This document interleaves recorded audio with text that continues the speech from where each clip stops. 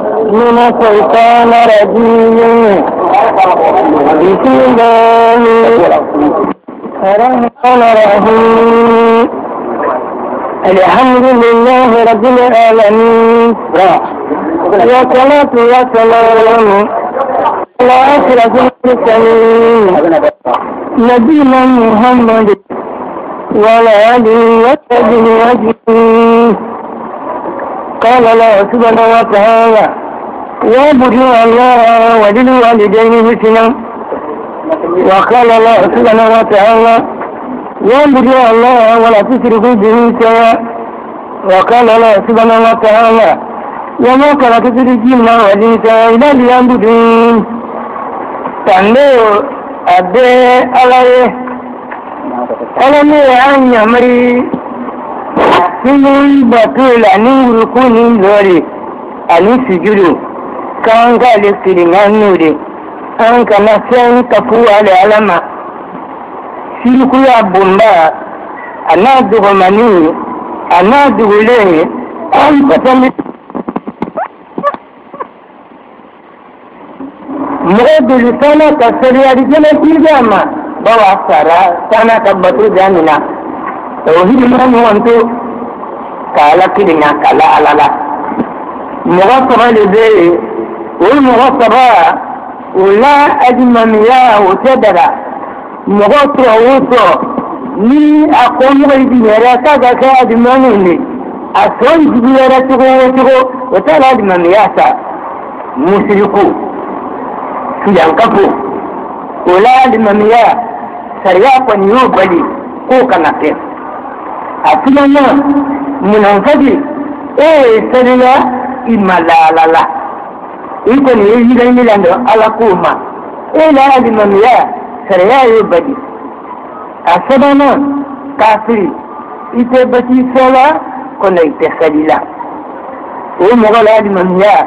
sariya yobadi ko zombalana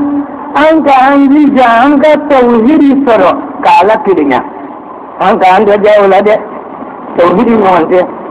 igara na ko la ilaha illa allah muhammad rasulullah ko dani mai wara sarati de ko ala akoni ko akamina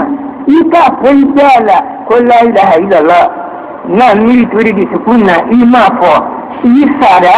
amiri di sura ido ma fo atina fada atina ka atina ala amru bi muqtadaha ni ko la ilaha illa allah ika barakala ni ma barakala atina fada asabana aliyakini biya kedengene ya la ilaha illa allah ni ba fo idengene aden tama atina fada annana alikabulillah ikamina ni la ilaha illa allah fo imamina atina fada adna ad mahabbatullah ida la ilaha illa allah ibakani ka ko baikani ikalla ila lalahu kanin ka ko bai kane kida mai kana ne wani biya da an ga ne wani biya ni to da kida mai ko no kida mai da ko mandiye sadila iye sunna ibore kida mai ko no de bawa kida mai da ko mandiye kai kan wani kane nai nan wani kane ko tenya kai kan wani kane kida mai ta man sai a dole ni wani kane ndi a kolende kono muhammin kera yemme sida men konna sida mai ya ko mandiye ide sadila iye sunna sida mai ga ke ko lele nyinde ibole mba kono ta kono anga la ile la ho kanin ka ko bai kani sabai wara yermu ku kelela ni no gwada jiti nara abara ji ya mo mena o ko ka le kera ta mo fa ka da ya le tare ko ka ji ma abara ida mo wala o fana da kera ta mo ko fo mo la kunna tumami nimbe sara mi no wabulu be nyogon kanina kan nyogon sugandi sabai ta kan ta ke tili abu bagare sirigira saka kun kele to da zindo kongo tili mo gore kanin de ndala ada saka kungulo ta aka adi o mo gore ba o fana milira o de mo gore kanin ko sugandi ta aduma asara kungulo ngare de duure wula kono awara da bagare sirigira ma sidamai ka ganga nyogon kaninde an ka ganga nyogon kan an gana nyogon jiguya islama nyogon toro bara soro ali kunni toro ne soro sidamai da ka ganga ta kadu kudu kelende farkulu kile ni ya bandara farkulu to ba la fudo bunu bara banda sai ba la fudo I farkulu yoro bara banda sai ga la fudo sidama le ka dan ka kete anga yogon kani le jaile le la Muhammad Rasulullah sarati dole ade anga yogon kani aworona al bara'atu min asirki idi sembo kiji kidan ka fiyado ni mo min ko la ilaha illallah idi sembo kidan ka fiyado da Muhammad Rasulullah ko sarati nani ta'anti hoti ma amara idala la kila labatu kuro abin ya marmina adisi bolembewa adisi sumalembewa alabatu ta'anti hoti ma amara kalabatu wata siri ko hoti ma akbara anga la kila tinya kuro anomin ko anga tinya ma dai dai nyala la kila non tunta ko mo hore bara ko anta ke tinyari ala la kila ko kale tukamato kana ko nya nani ye dunia do o ko nya nani kunye dele kata sondo ko kata kumbida dikena ko do ko nani anwa ko do tere adumani ne kartuni ke nili ba ko kila no kunye ko adikene ko no sampe nyala la kila ma ko anta ke tinyadi ala la kila mara min ko ka ko tinya ala la kila ko sayamna la kana ramma min kan musama la ka da musamina nami na kan Musa wudiya ada sayamna la ka ti anya kan ka nyati sayamna la ka da Musa ti ana da ala ko de innon ki iya jonnina sayamna da ide akala da ran ti nya kan ka nyati ala da malaka di mau kunya dida kalanya kada sahi wala min kan Musa ko de ika fae aka bulu la tura kore min kore ti kakya abulu la tiru se kun tini ni ala bulu de sankirin si dama malaka di mauti sakida ana da idan nan ne kai musala wala kun si bulu la tura kore min kore ti kakya ibu la tiru se kun tini o de sankirin si na dima ne kai musa ko mu banda ko mun boko ala ko kun saya musa ko ko an dinga dai ni kamina ni ala la tira manin ko ko musa no ko amele ke tiya nya kan ka nya ti an ka mili amba ko katete ile na tasiri ko hoti na adibara kila bara kuma ko ita tinya tiya abara ina mari minna ita labati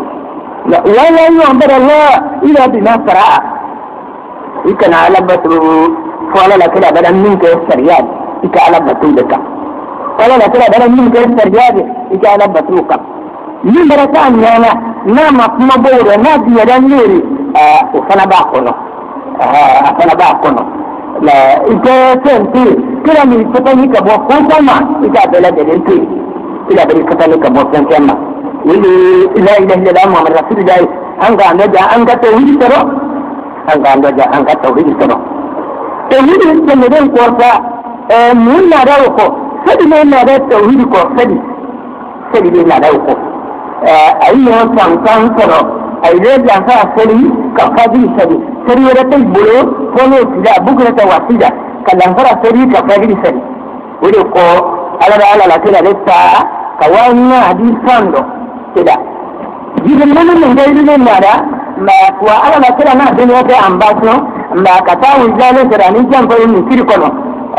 jibril ko min kai ma ko ni mo ka ban ni dale ko tema mo ko kila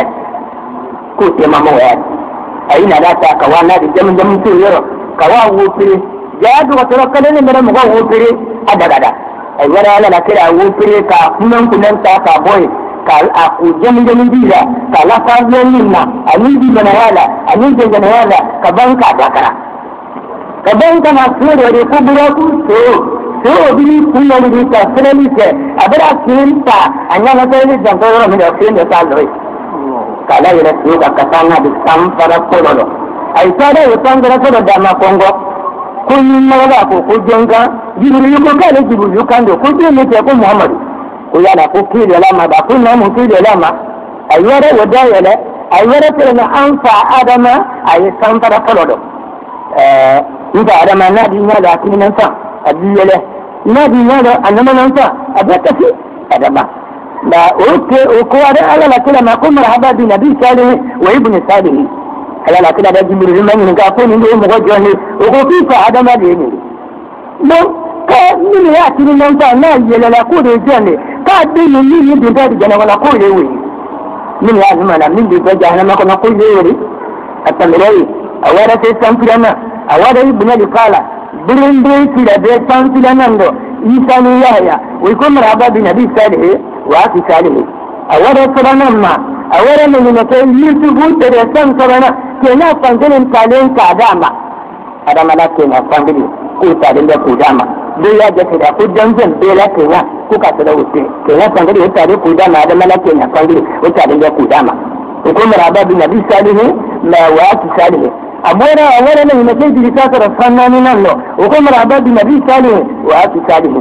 awara sanuru nan tere awara haruna tere ko kuma raba bi nabi salih wa fi salih awara sanuru nan tere awara musa tere ko kuma raba bi nabi salih wa fi salih awara sanuru nan tere awara ne ke ibrahim nan tere san wala alele tin da ka ko sembe ibrahim ko sembe da bakir mamurila o yesangulo wala nan sanse bakir mamuri ale bakir mamuri lo dembe ale kaba kunte kanyama bala mi ibrahim nan no dugu masulo ale kaga ko sembe sango sula allo de akidinda ko sembe wada awara ubun karo yadi kuni on karo ina ko malaka da ti wala ne na abun gono ka sari ke ka go kini malaka da ti wala kini da malaka da ti wala ko ka ta duniya fara malaka da ti wala da ko na dunyolo o fenti sinasi da la kono fenti sinasi da la kono ili bayi da kullu malaka ka ta malaka ka ta ala la kala atamega ka ibrahima kasri de medani bala minina ani kila madani gani o ibrahima la minina atamega ala wara sari wakati duni aka bibi la tegala la kirama ka kana anama nguli ga sari go bibi ruke atamere ne ne ibrahim ala ana da te musa ko itigala no munati ga ini masuma ko sari go bibi sakil kata ala taraku de ngoyala ne tere ban kiran kai tema o senga ka bo e tare in man ko kana te sari go bibi ruda ai ta da ka do bala ka to kan ka te da ka to duru o duru ay sadi ko tan sarabe bi amma o mata man kun ta mele fiye ko anu kabo are mama kana bi ala la kula bola o man kun ta mele ila kun ma ko sara nyo kon kele kono ila kun ma ko sara ta tan wala ila kun ma ko sara ta tan wala ila o kala anu ne o ma kun man kun ta mele sai ala la kula sama ni salana awara ne ne kai fura ina tero uli sangulu udalando kafiri de ne tani ni sila ma dini tani rijala minina de gobe na kono kafiri de ne ne ala la kira ka kuma nani ko kafiri de ne ta kolo de ne ala la kira nani ne da kafiri de ne tani na ako kai da yadi na kono kafiri de ne da ta de ne tani aga ko wolo kai da yadi na kono yendo kira ma ne da kafiri de ne ta kolo ako kai da jahannama kai da dai ko yendo ala da kira ma ne da kafiri de ne ta kolo ako ko wala ka kolo wisi bana minje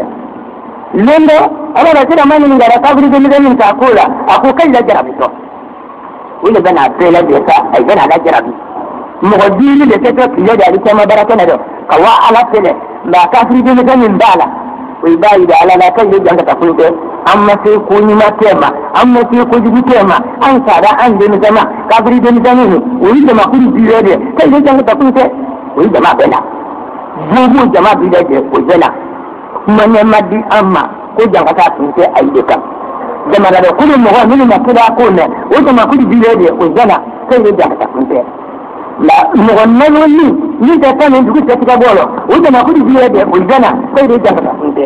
mo kudi bile ni ta kuma na o jama kudi bile de kan ni jama kudi dulu o da ta ti kara ngam kan ni kana ala ta da kai ne janga ta tunte ai na ti ku ke ma ai ka kun ma kana ke ala ne to ka bubu ni sabila o kunte ala tinta di janama bubu sabila o ne ta di janama bubu ni ta sabila fa wala la garanto ala ba da sai ni jama ku dudu ma ni ala yare da kai aisa ke dindi ala wa jahannama ni tin jahannama ma ni jama ku dudu ro ala ko da bo jahannama ka jahannama ta kuma o ma ka ta da janama o le ya to mini sani jahannama kono saka ma kafiri do wole kafiri de misani yidi ibrahim la mini na a kamaye da do kila la kamaye da do na la da fa ni jama kuri biru ma kai kuwa jahannama ni banda kina saba abu la du jahannama ni ka kai la du na jahannama ki ka fi ku ke ka kai da jarabi in jama ku duru abai da jarabi ala la kira ko ta da wuri da ka yala ni mo ne hanni da ida ku ni ma te ate sanka makira an ni ni ma bi bolo ala da to wuri ni ma kidin se da iye man ko ni ma ni bi bolo ina ma da ma di ni wa ni ma di ku ni ma na wa ni ni ma ni bi bolo ala da ku ni ma kidin se da iye min ne da ta wuri gidi kan wani ta iwara tuye ala nya siyanya ko ala da ku ni ma kidin se da iko ko na kidin se da iye min ne da ti bana wa ta wuri gidi iwara ni na do ni na da ko jibu ne te ko junubu te se dai ko baraji kana te se dai da wai ma ti ala kama ini na dai ya ite junubu sero ite baraji sero yin na mun ne da ta ko jibu ke iwara te te ije na tinya dike ije te ka ko ni sero ka da ka ije na bi mu to ka ina bi nga yoro sero ije ka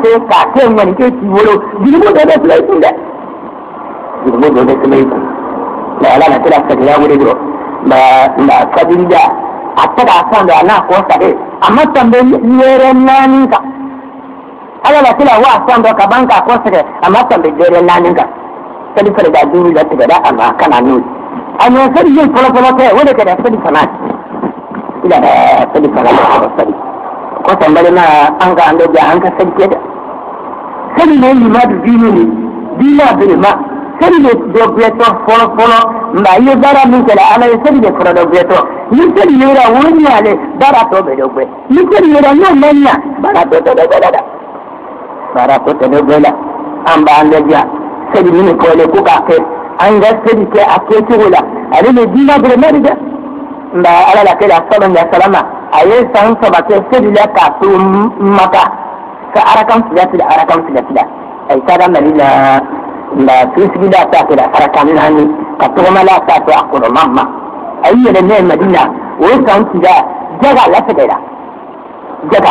jaga la federa ayi wa madina o kan tida jaga la federa ala federa kono ka jaga wajibi ya sembero sembe da wajibi ya bero sira fidan amin kono wa wala bi an sa janati marusat wa kada marusat wa nasila wa zari'a muktarisa ukulu wa zaytuna wa rumana mutasabiha wa kada mutasabihi kullu mutamari ja asmara wa tu haka wa yama hasadi daga foda sembero ala da kada da banda wudin da dai ko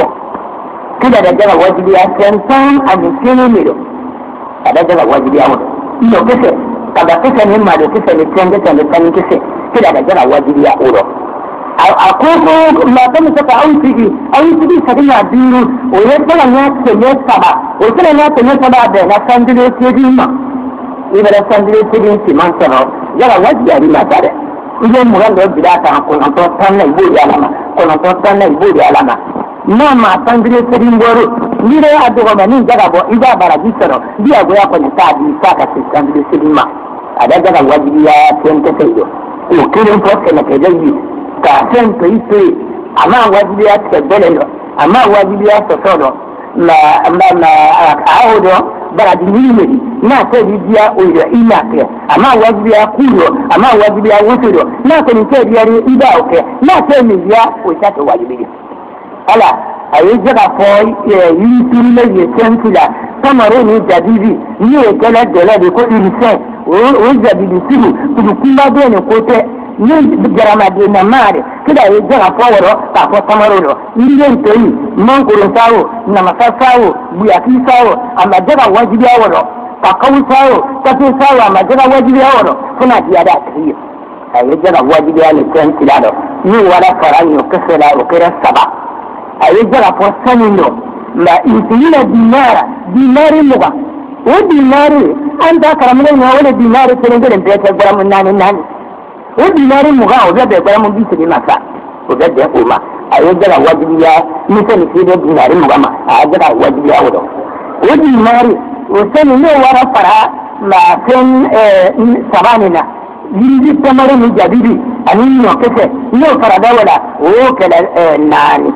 daba ayi jaga wajibi ya daba subiya nani nda ni wala ni saka ba wannan bara fara nani da kada sigin ayi wajibi jaga wajibi ya budan tijara kara da san kudi nale ayi jaga wajibi ya wado ina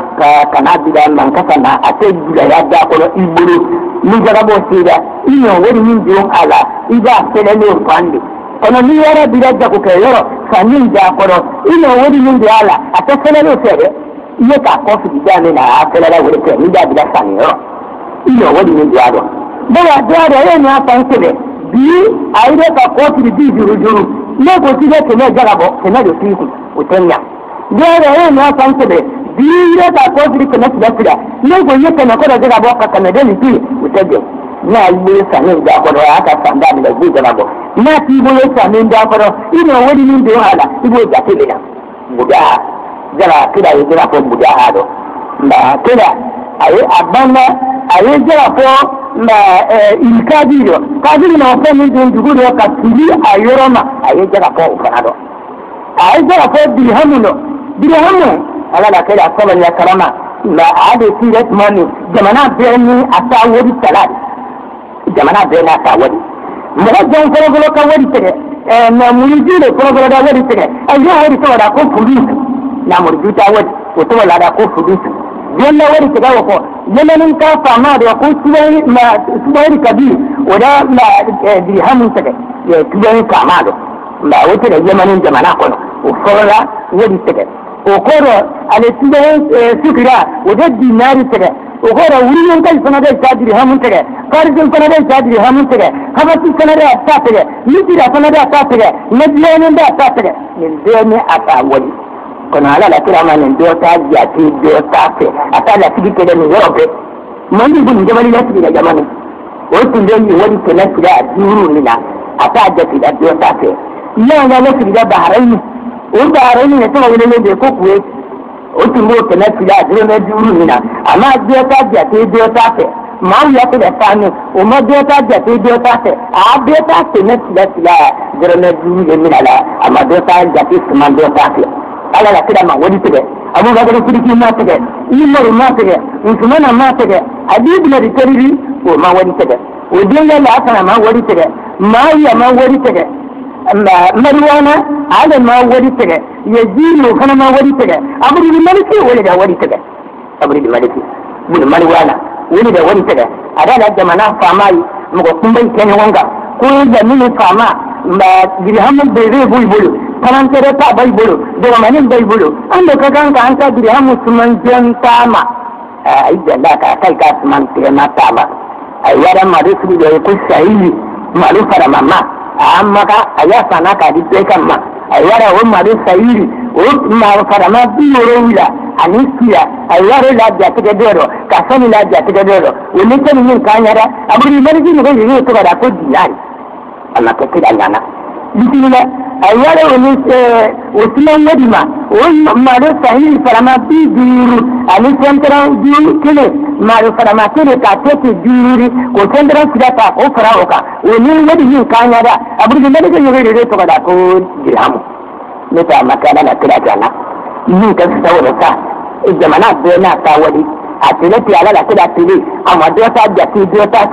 ai ta jamana min ta wadi barkan min ni ai to kuma kila da na duri da ni da ki ya la kila ta ke tubuji sallallahu alaihi wasallam ko ta dafa a wajibi alinde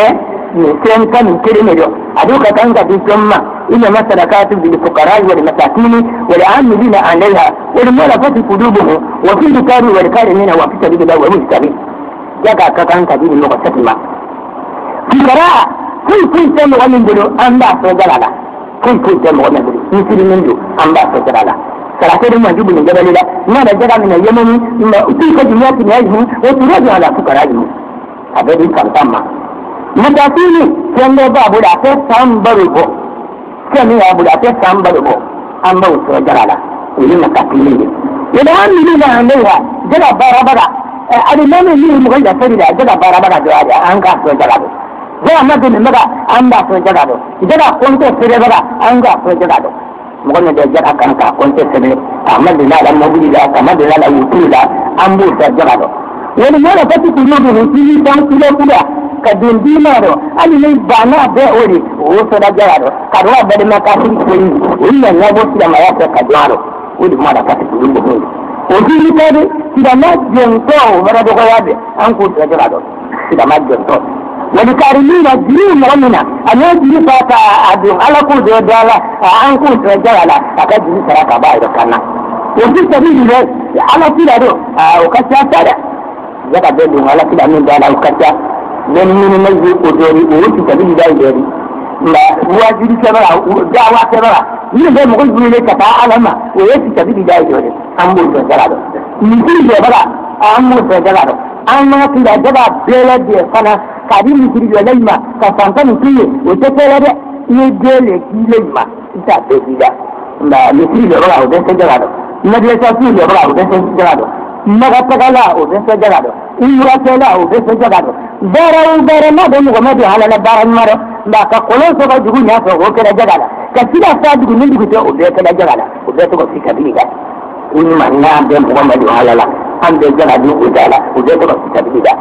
wani bin tafiye sila din lullan na le ken ka bulu an da wata jaga ta kan ka dini muka kadima mutum kudi non tolo na ba bulu jaga bo sira ta ta bulu ta ka aka jira ba da aka jira ba da yala li jaga na da li roba ala la kila ne jaga li jaga ni na mu dola ko na ma jere ya ada li jaga ni na dola ka sabon jade ka kungo ja de ko ko ni jara ni le nina o kala ni lahi ko mo kana wa akoro ni la do kida no di jara na ka la wo ra de ka ne da di jara na bi mola la ai de kungo da do la bi da mo kana wa ni la ko na de te ni te ni mo da di ya di jara ta de do da ka ta de do allo kan ta ya ke jaga idan ni dan jaga bo ka tilamai de gujuni ka sangure fara ta bo ka laka ni dan nan jaga bo ka sangure fara ta jaga bo ka ta tilamai aku dun da tukun ni di bolo mai da nasa ni mara fara ta ka ni sandote ni ka fula ma ni wani jaga bo la ni to wani fi da jaga bo ni na ka ni fara ta bo wo kela jaga a ji ta la fana kono jaga ti yere to kela de ka ma de wo kela ka jaga ti ta umar mun ka ta di ke kongo di la mo je senate kongo di ni itandi mana non ni sere ya ko mo bari umar mun da mo bi da ka ta furu da dela ka ila daga ni no do suman adeni jati ni ma ni da de mbora ko de ma ka da mo na de mbora ti da ba ka di ni ti ma aka da mo ko sere ko bila aida ana fara ma atere hijira tan tan ti sa kan yara nan sere da nan sere le sangre ado sunani kawo san jaga bo ado da ta mini jaga mini do ni ya kawo kana ta ko boro le di tukera sama di bete kuke jaga bo an ka jaga bo an da jaga bo da ko da sa da wara do kaburu kono ado ne kaburu kono bada ma ta ri siga ta da kaburu jala odan man kan kaburu kono mutilan sadilan tila sunna nan da bani kan ka bada ta wada kaburu kuma ka bugi da yare ka boye wada ta ko don bare dun akanna wada bulu ka wuce gala abulu jeni da ka ba ta mata ta gala da bugi da ta mata da su a ka ci da mu wada yaji akai ko ta sayani ni wannan ke akwai kun ta ci da bare da saro alabda ni da ka ne da kun ta ci da wala da ka tin ce ta bola ala da ko korona kono ko yi ta ku da ma ba kidi abadan nan na ko da mu kai na sai na aji ya ne ta ne ka ni dinere tabaka to dinere kaburu kono abebe ta ko don bi kabidi kana wala ta ko don kabidi kana ko ko melema anka ande ja anka jara bole anka ande ja anka jara bo jara di inada akad dole azbi ko bo kan tan ma da jara be tili jara bodi anu ko fikira ba no sayama jara bodi mo jibi ya ya dangala da kadima jara bo kan yimbe anka ide ja ai ka jara bo bala ta madan go ko kullu na da tukula kutuba ande ku islamu kama kutuba da dinin min kabri kullu Allah ku ta kula kullu na da tukula ayi wajibi mo da ma ko mo ta atuma wajibi shi da mo da ne atuma wajibi la atasara la kafiri atada ma wajibi atasara la fa ko fa wudi da ku nan atuma wajibi atasara la bismillah bande dimelen tigi ketele ala tugu atuma wajibi abani wasma ni wasma baba kada ka bulu ni wasma baba ka bulu atane de ka buma ko ko bani ni kutoroba atuma wajibi atasara la musulman to atada ma wajibi ko na da ba fara de Ibo kolema eze tindogo. Ina tindogo na ido ibada. Kona eza akarabe. Mujibinda tili atale na wajibu ni kona akatindogo. Nada jibu kuntidogo ya adasindira. Kona eza akarabe. Kale baka. Ne makaru yifo ma ile na rafambi. Ya karo dole ne wanda ne kamera. Ana da fo eri ko karo da fara tele don sinare. Wuju sara tima de. Udima ala de kula ka ika funa dia da ire ni tibaro na da fiye de kuna no ko karo lole ni no ngada ga tumine ke kana kana kamene wala ke yesu ndo ibire ndo mina ka kamene dada ba to do be man bale adedi mu ko mafo wale salatu ko yala bara duru de o retun salatu ko ya kalon kadidi de sun salatu ko ya mu ko mafo de sun salatu ko ya sele de ko jugu o de sun salatu ko ya sele de ko jugu mba o de sun salatu ko ya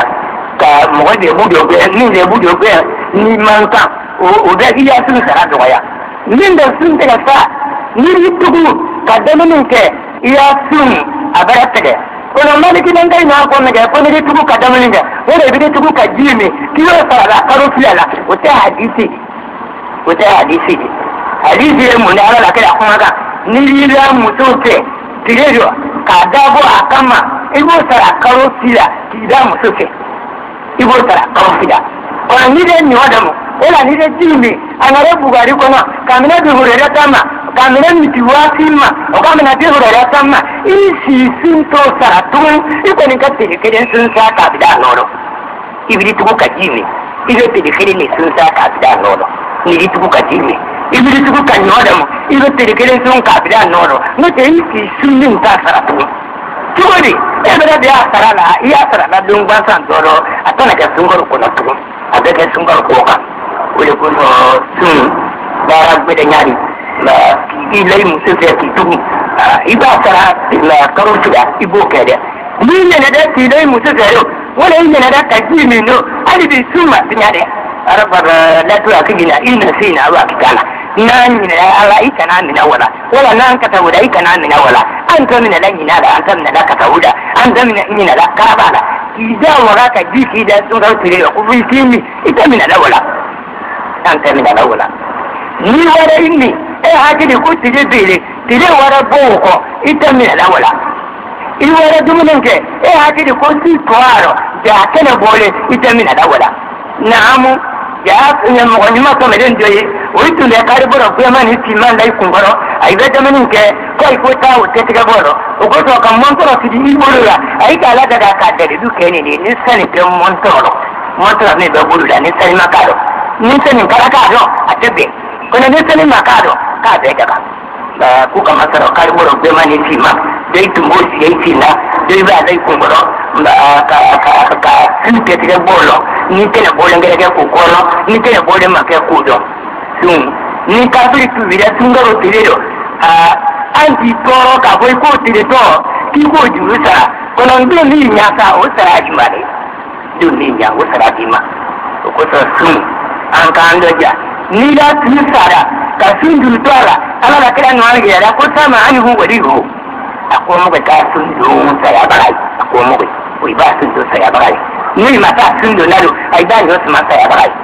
ni kanina kala aje sun jugo ka doni fodo ka doni fo jabado ka doni fo sediyo ka doni fo tawhidiyo ni ngali min bai buduta an da sika bilaya ni ngali bana jaya an gani ngali ke اللهم صل على محمد وعلى ال محمد كما صليت على ابراهيم وبارك على محمد وعلى ال محمد ماذا Iban sirera fantanso, kayodan fantanso, naka ja obeke. Kono nomenta, iban sirera fantanso ya katari yoredan fantama, kaya da strong umma.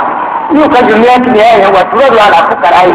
Don mandi tere mimi na nado, abete tere mimi na nyamane kawote marina. Ai tungo ba kongo to la marina. Ai de ba ba ide marina. Ko de ni kongo to fantante, kana de marina du kono. Wole na kiara. Ni ya le bule na ngoro kacha ili sigero kankan so ka yoro jan taso na manja ikana wari yoro jan da de ni si yoro mo konti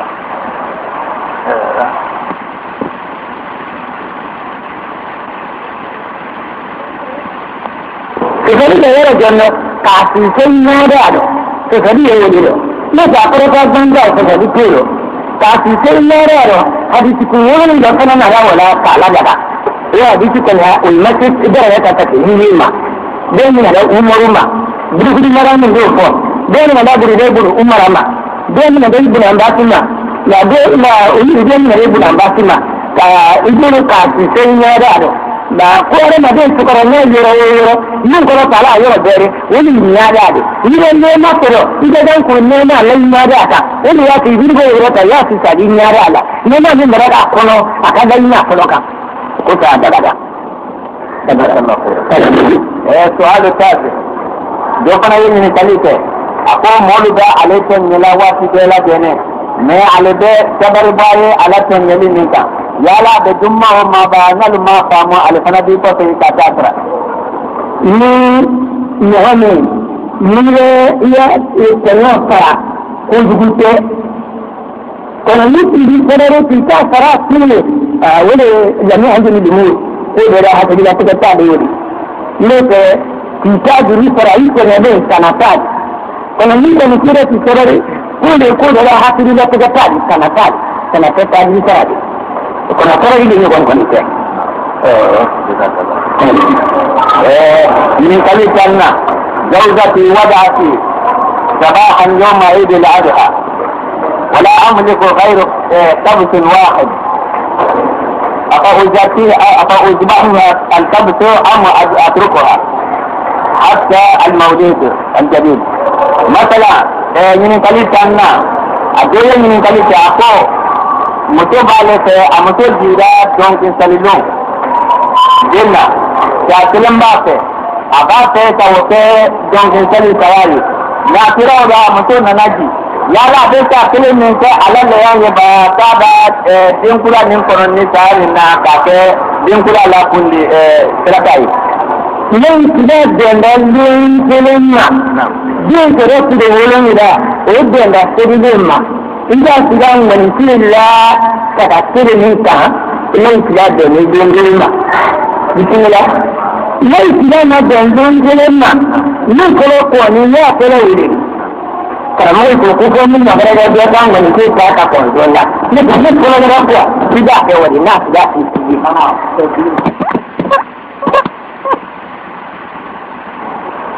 ne tilamate amai ba fulani ne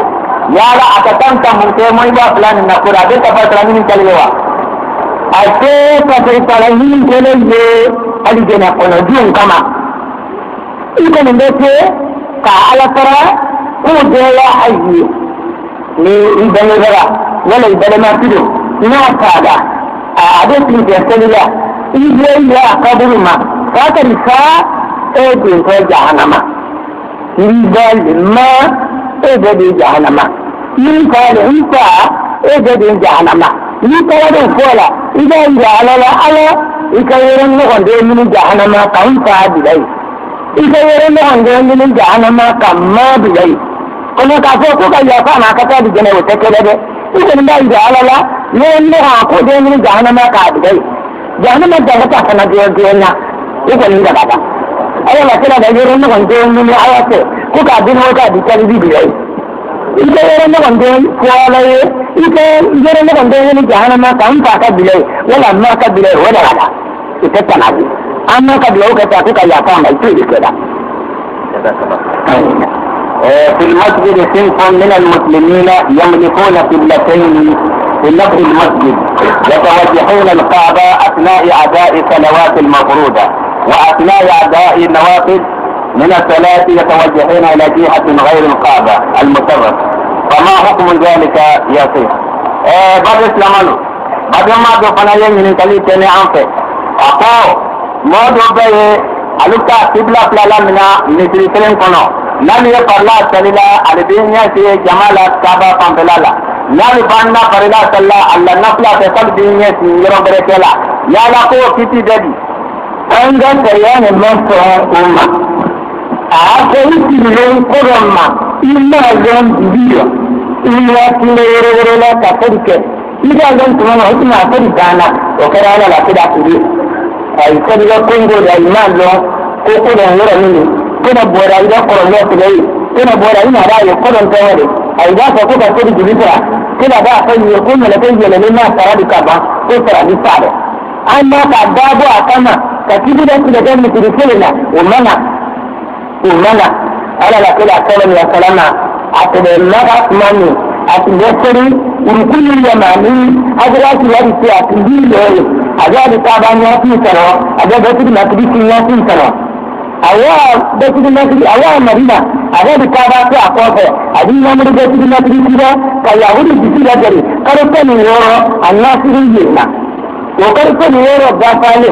aya jibida ma ko kadi marata kadi wadi da ti samai wala min aljanna ta kidi da kan tarjaha ko wadi wadi ka takiri na kidi yaran ka ka ya tin ka ba kana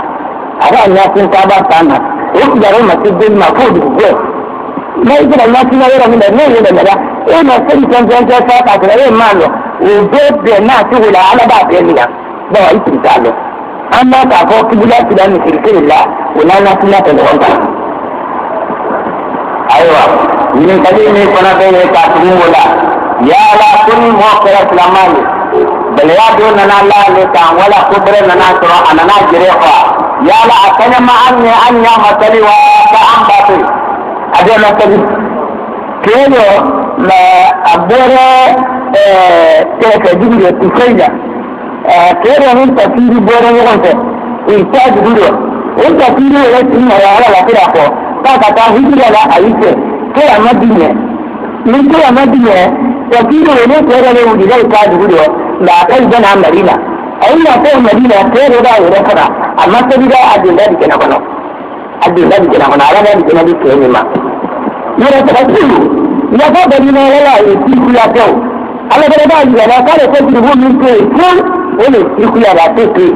ni ko dibu ko ne ko da ya bo ke ni na ma ri ne na kola o mo ko ro ka ni kana sadaka a ko ga da fi ka do se ya linda to mo ko ka tidan abon ko kela ona ko sabila o tekirindi ate masabila o tekirindi kindi da mutu na sara da na sabi kuma bidin mo ko da tare ne kana wata kuro akade se ni ne mo ko tidan singuru da yana kana ate masabila o tekirindi ade masabila jazakallahu khairan badum ma do kana yin kaleke aliyen na fulo to ako to na lesini abijaya ayen na fulo to ko yan kawaya ke katar manila ala na fulo ni tanna na yelema ka ajata mabo atira do na fulo ni na tinya le ko tela yena na fulo tinya na jata mabo na fulo ni do ale ka kan kam mun ndo ne ngere din sara uga jarabo ala ne mo jarabo ado wode ke ale kelli na wala kono nan ngere min na de tinya ran kana ale reka ni jaga ale ta ka tiya jaga da kelli na wala bismillah mun do tere ka do tere ali bi jaga nan kala dire aga jaga ba ko do ni do tiara ro ka do tu ali bi jaga do ko da ga jaga ba ko do na do tiara ko go ta la ba ni bo te jaga la ko ka do ta ta ma de ta ka ko ta la na do tiara ko na do na tina jaga nan kala dire da ko ni ya jaga ba da di baden ma to kana yen ni kali ke dimbaya te ale te newo banni ken musiya don ko do ale ni wote mutoni ndale te to kono yala ade ni mutoni ndo ka bulu kale wa ta de monte ade ni ni to do ka jabira ni to kudile ko wole ni le kama ade bumba baali ko wole ile ni to kudia bile tanga ka boje wama ina makko roma ay la kudu jabira ini tadi ini mesti guru dia ni kau kama yala dia nasero ukasi dalam ayat ini tidak ni ini mesti guru kau kajini ini sebab ini mesti guru kau dina babu abi dene dina kau ini ukada nane ni ini mesti guru kasa lando korotale ikona na kunasalo ini mesti guru kasa kani aya ile ni ko furu kun nan ko da buru nan da mu afi akan nan kulo ni fudu kera ko taro abe da gida ni la fudu kera iya nan ko da ni dibo ni to wuce nana ka wudi mo wore ma wala ka tuna ne na mo da gida fudu da gida nan ko da kala ce bala na biya nan ko da tuna fudu da gida na di gane da aika ni gwamnati kudu da gabida kudu su ne su ko ne su ko fara da gabida sai ya fito عندي بداء في المخزن ولم أبيع منها شيئا حتى ماد عليها الحول وما حكم ذلك بعد ما دفنين من كليك مثلا تجعل بلو ستولا نعلم مثلا في مقرالا أترانيا من كان هاتان لمنداتا جاتبوكو كتان كتير ربي kala da bukere ujira bo tuwe mele tetu samana biya da kule ba kuwa kan na sanda tumami kanin ta ne kala maralin to ije san da ta jira munala kire ne ya akara da wuce ni jira bo tira i aka sanda minna ni ne nan ga ni ne ja tiro ije kara da ta kuni si kare da la bo o sigare ni wori ni ado o wori jira da da wa kire ma ije wa kire si kare ta ka di mo ma ina ka ya mo ne wala kan da gola jira da tira o a wori da da kan ta ka ni ma ina ta ko ni ko da ta da ni tiri ka jira ba jira no no jira mo la mo ro ka jira mo la ka da ro da jira mo la da ba no ta na ni ka jira ba jira do ke wala ka maralen ce abara tire kuma fa wata mutane ido da ta jira ta ida wala wani jiya min da ki boro ida da jira ja ta ba wani bero wala wani jiya min boro kala go min boro ida wani jiya ne kala go jira bo kala go ka wani jiya ce in da kada kariya ta min tema jazakallahu khair bajin ma do fara ko bajin ma do da alife wayen ma ya tani mutum ne a ya kai ta mutum ne fana kudu me ha kin mara kuran mutum ne a bajin ma ne gudu wa ba na ko to fara kai ta din ne fana tola ale ta ta kilin na na ale din ne to ni ko su la gani ma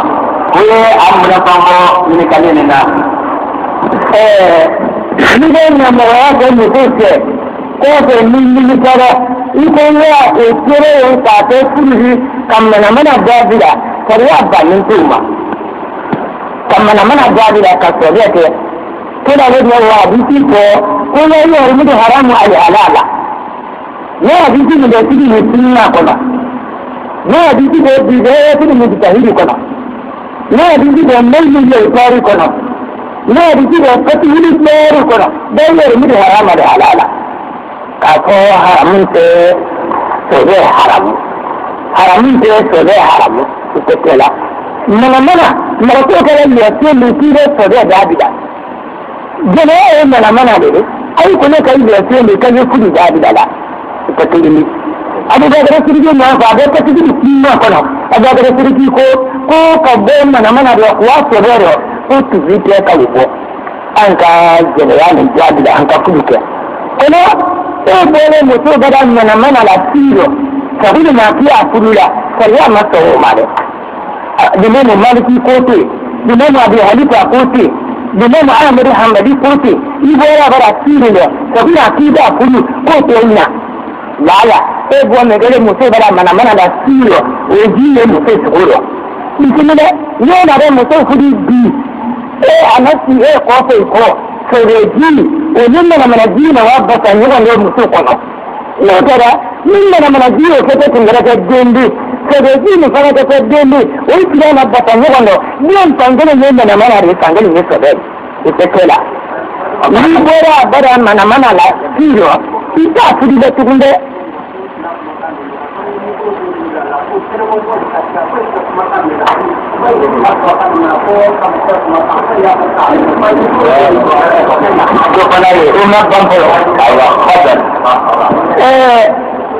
mana an kana sobe da bidan mana kaba sabai ne yayin mutane ya burbe umar na burbe bin ambasu iko ne yiri da dai din daga ene ne tiri ko wala ka ta dokari yiri din do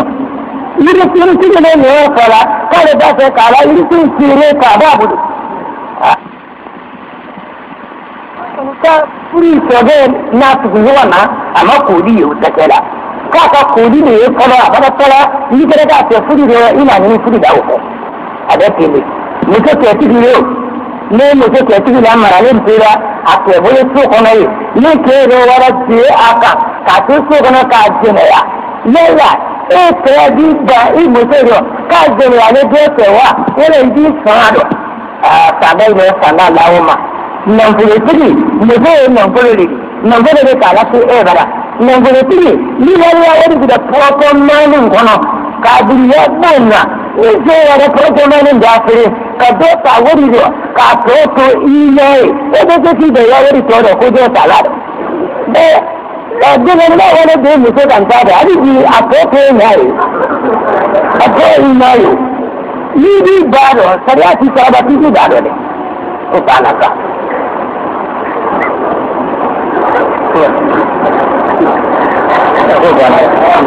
Jazakallah khairan.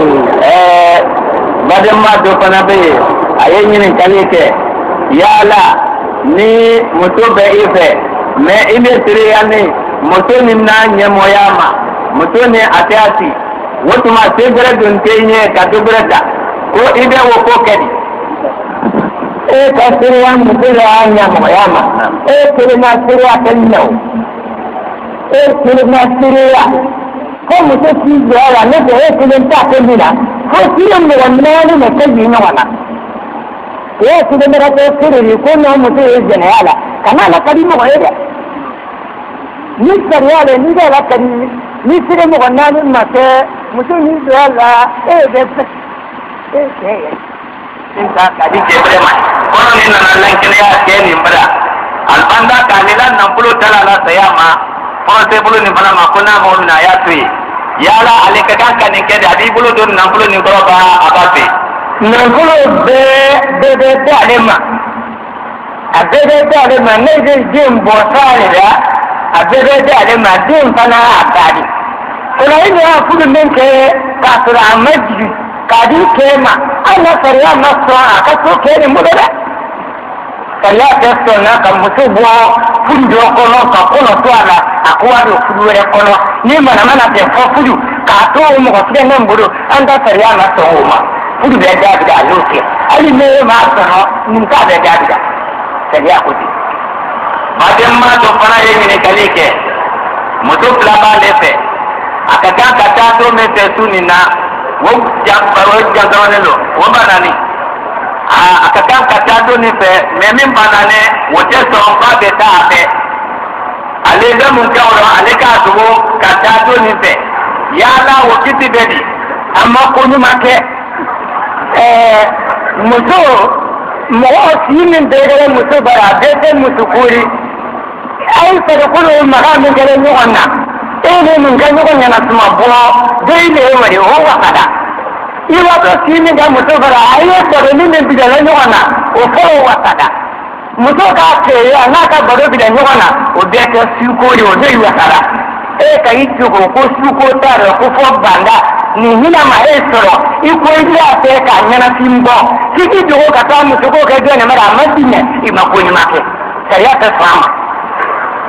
jazakallahu khairan badam ma do bana yen ni kalike ale beso min kono me ko beye ate mitri la talini kamne abete ni nyela ka to ni kono ye ka tali wa ta te na mitri kono no ni mo tele ka ba tele he do mo te ya ka ba ni ke sa ke ko ni mo te ko ke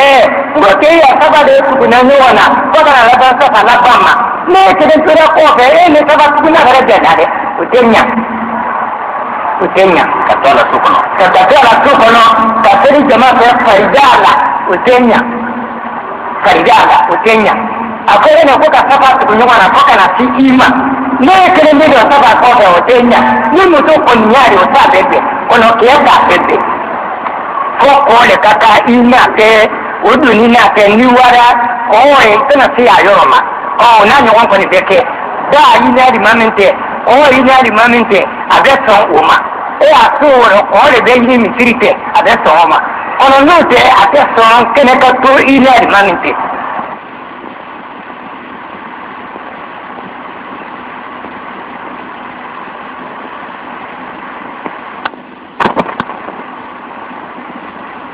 Umatali tabahide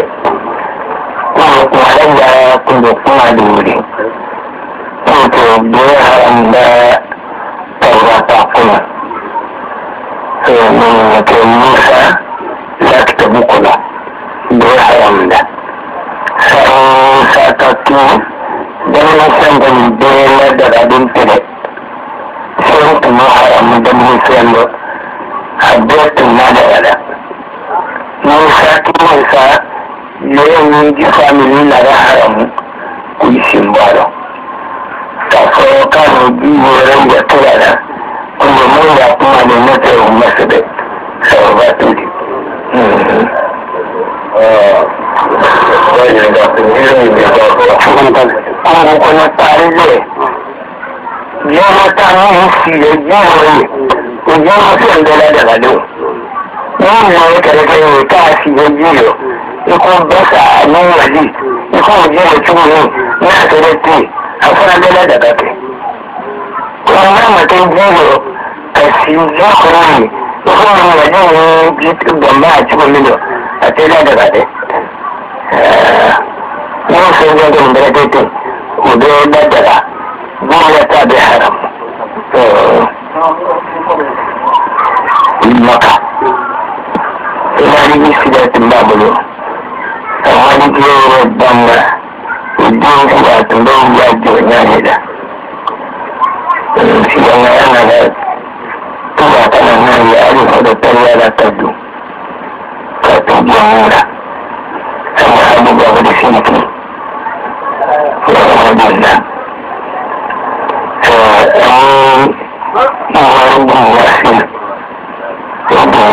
da wani wasi abin ba sanya shi ba na fura ne ba sanya sayi wasi kuma yin wani kwarin yawa saba ta hanyar da su yi wani wani kuma yawa duniya wani da ya duniya da kuma yawa da guri da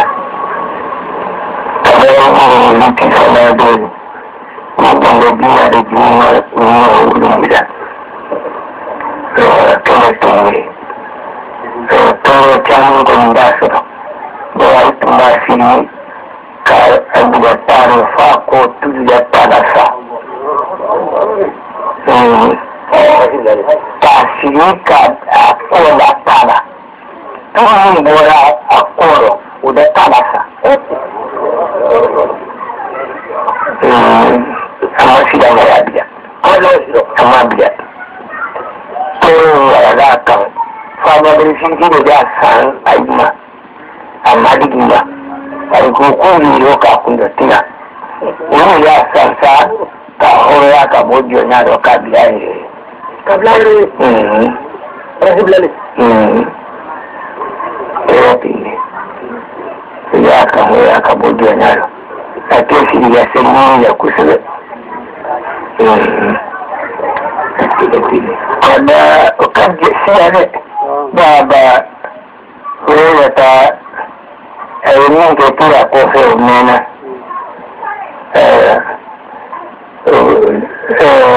taraye santan da madina a gabar shi ka san su yafe wannan ka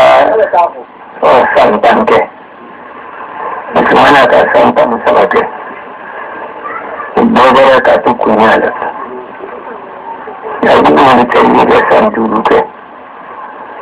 la suna da karo europe na wata san mabange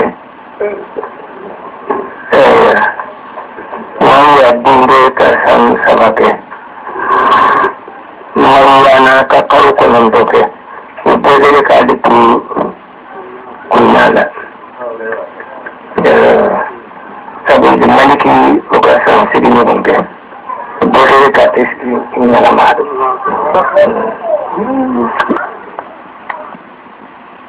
إلا أن تأتيهم الملائكة أو يأتي ربك أو يأتي بعض آيات ربك